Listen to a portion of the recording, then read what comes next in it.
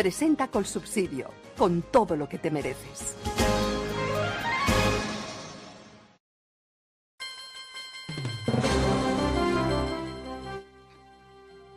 Señor ex senador de la República, miembro que fue también del M-19 en momentos tan duros y tan amargos para la vida de Colombia, Ever Bustamante. Muy buenos días.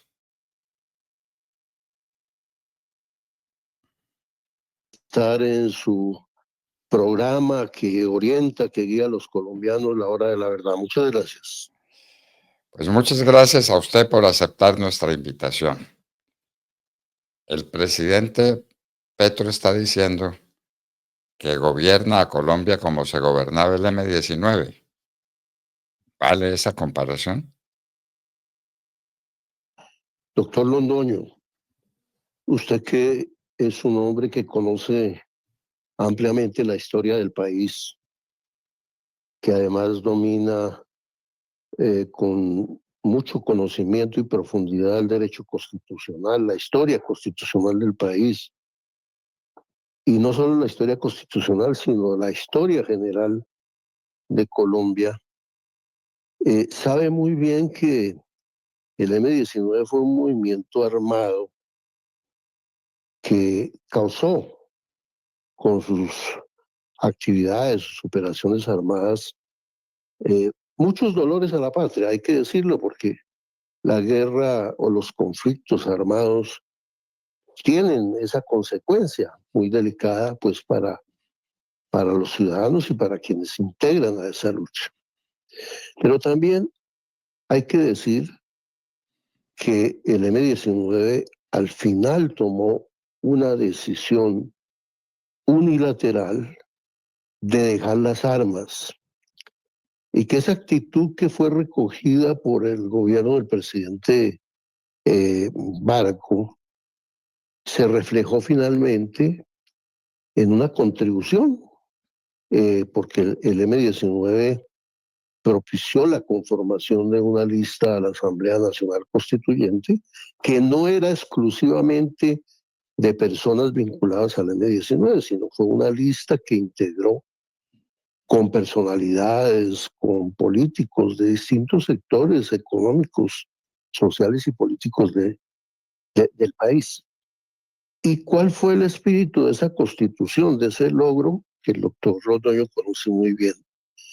Fue más allá de lo que establecieron las normas con las cuales uno puede estar de acuerdo o no, si han sido desarrolladas o no, pero más allá de eso, el espíritu de la Constitución, que es lo que es la esencia de las constituciones, fue el de la reconciliación nacional. Y la reconciliación nacional significa profundizar la convivencia entre los ciudadanos, poder hermanarnos para avanzar, para progresar y para, digamos, superar ese pasado lleno de dolor y de violencia. Pues bien, hasta ahí ese fue, digamos, el logro no solo del M-19, yo lo digo con todo respeto.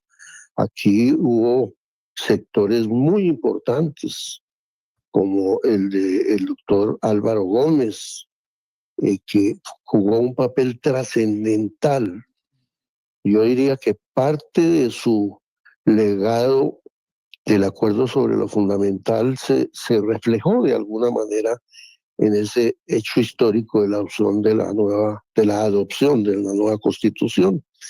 Y por supuesto, un poco a regañadientes concurrió el partido de gobierno, el Partido Liberal, que quería presidir exclusivamente la asamblea porque pues había obtenido el mayor número de delegatarios, pero también la otra realidad es que por primera vez hubo delegados a un acto de esta naturaleza, a una constituyente, representantes de los afrodescendientes, de los indígenas, de las comunidades cristianas, en fin, digamos que más allá de la crítica al procedimiento que hubo en ese momento para la convocatoria, Se logró eso, en mi opinión, esa fue la gran conquista. Pues bien, Gustavo Petro, en su ejercicio de gobierno, en su lamentable ejercicio de gobierno, en su trágico ejercicio de gobierno, hace todo lo contrario. Él convoca a la confrontación, él convoca al odio, él convoca a la disolución del país, él convoca a la anarquía. Y esa no es la historia del país. Sí, hemos tenido etapas muy complicadas en Colombia, tanto en el siglo XIX como en el siglo XX y aún en el siglo XXI. Ese fenómeno de la violencia, del narcotráfico, de las bandas criminales, del mantenimiento todavía de la presencia de unas organizaciones guerrilleras que ya dejaron de ser organizaciones rebeldes con propósitos políticos para fundirse con la tragedia del narcotráfico y del delito, y solidarizarse en este caso también con dictaduras como la de Maduro en Venezuela. Ahí está el señor Petro también involucrado en esa conspiración, digamos, para delinquir. Entonces yo sí quiero insistir en eso, doctor Londoño. Eh, yo estoy terminando de escribir un libro donde hago claridad sobre este tema, porque reconozco, digamos, las responsabilidades y en varias ocasiones yo he sido solidario con el perdón que debe pedir el M-19 por haber participado en una serie de hechos trágicos. Y la mayoría de los responsables, o todos diría yo, están muertos. Pero quienes militamos en ese movimiento tenemos la obligación, y quienes nos incorporamos de manera honrada y transparente al proceso democrático del país, estamos obligados a pedir ese perdón, pero a la vez también solidarizarnos con el resto de colombianos en la denuncia, en develar la naturaleza, diría yo, casi criminal para Colombia, es el mejor término, de un impostor como Gustavo Petro, porque Gustavo Petro es, además de una serie de factores que, digamos, para quien gobierna, son o constituyen un elemento adicional de gravedad. Es decir, en Colombia conocemos cómo ha sido de alguna manera históricamente la política, pero que finalmente quien preside la jefatura del Estado sea el símbolo de la mitomanía,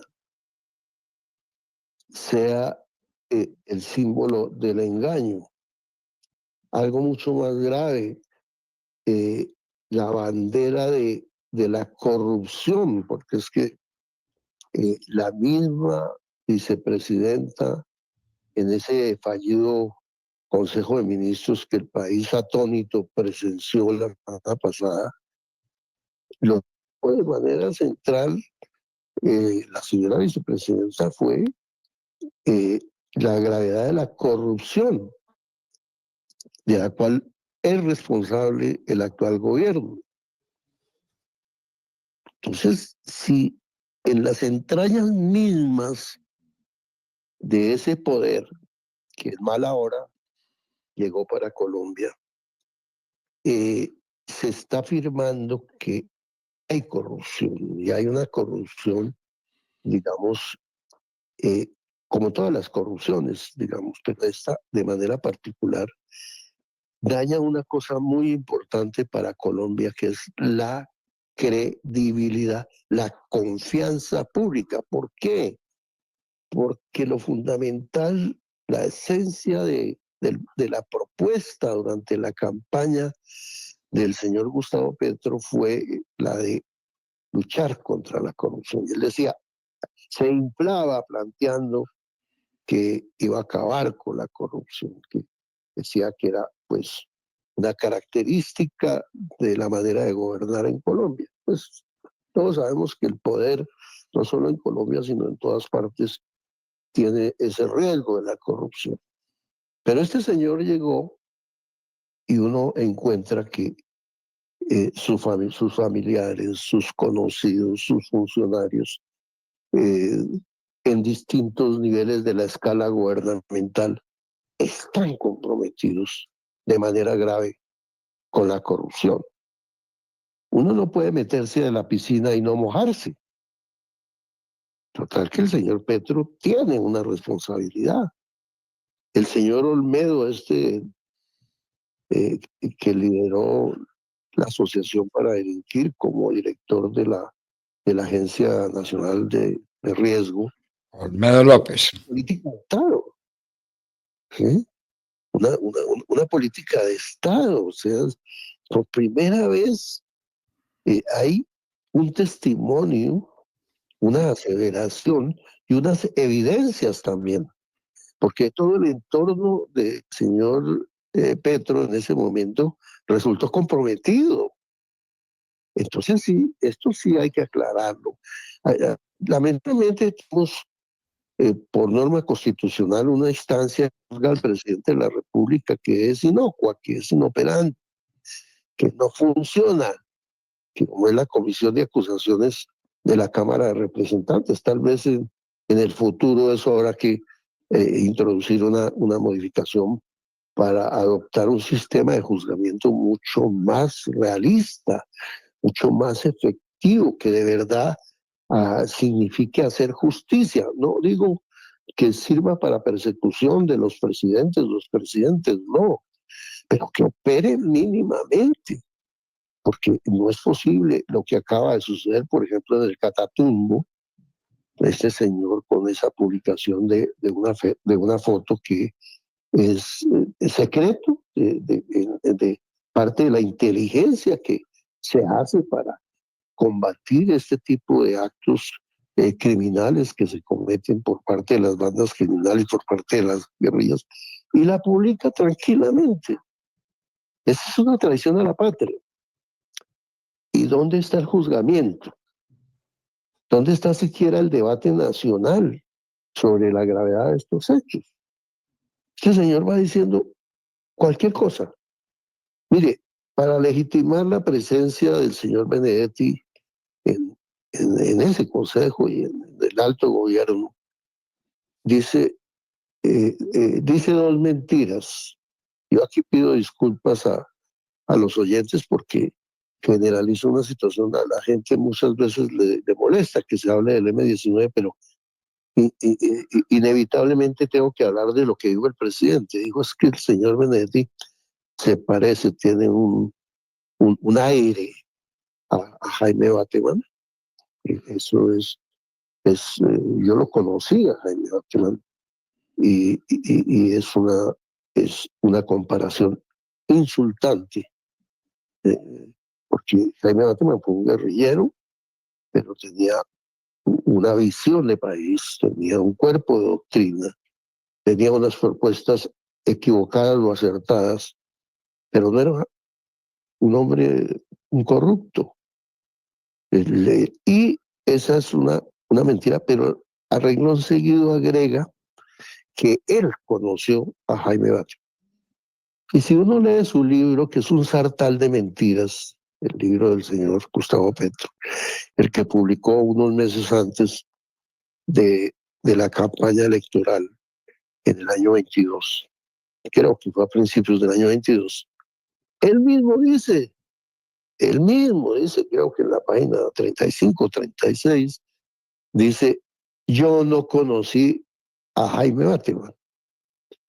O sea, y además ese libro, doctor Londoño, tiene, yo creo que cerca de 300 mentiras. ¿Sí? Desde la primera página empieza a mentir hasta la última. No hay página donde no diga una mentira. Yo lo digo con absoluto conocimiento y responsabilidad porque he leído y he releído, digamos, ese libro en una decisión tortuosa de, de, de, de incursionar en el mundo, en el universo de la mentira.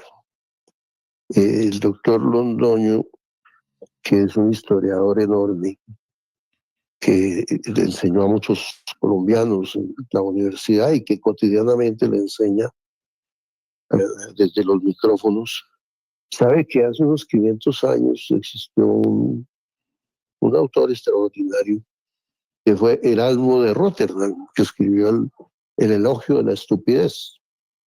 La locura. Un libro con... Sí, exactamente.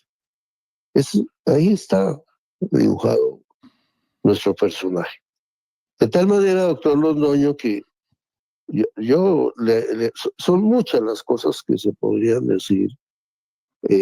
Yo lo dije desde la campaña del año 22, de todo el año anterior, y se lo dije al presidente del momento, hombre, lo más grave que le puede pasar es que este personaje llegue a la presidencia, porque es que Gustavo Petro no tiene límite ético, no tiene una línea moral, es decir, eso es grave, digamos. No, en gracia de discusión, puede decir, en Colombia ha habido unas controversias muy fuertes entre liberales, conservadores, ha habido unos cuerpos de doctrina, hay unos conceptos, están listo. Pero, de todas maneras, aquí ha habido unas reglas del juego y hay unos límites, tanto institucionales, tanto legales como éticos. Ya recordamos que el actual embajador en Chile fue el que recomendó correr la línea ética en plena campaña electoral. Y eso no fue solamente un hecho anecdótico. Lo concreto es que en este gobierno no ha habido ética, no ha habido moral.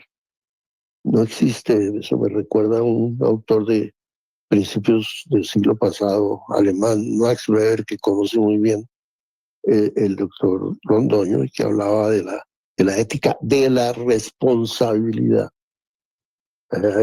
En política tiene que haber un mínimo de ética, de responsabilidad. Y por eso, digamos, aquí nos toca luchar porque es que aquí hay una vulneración de todo.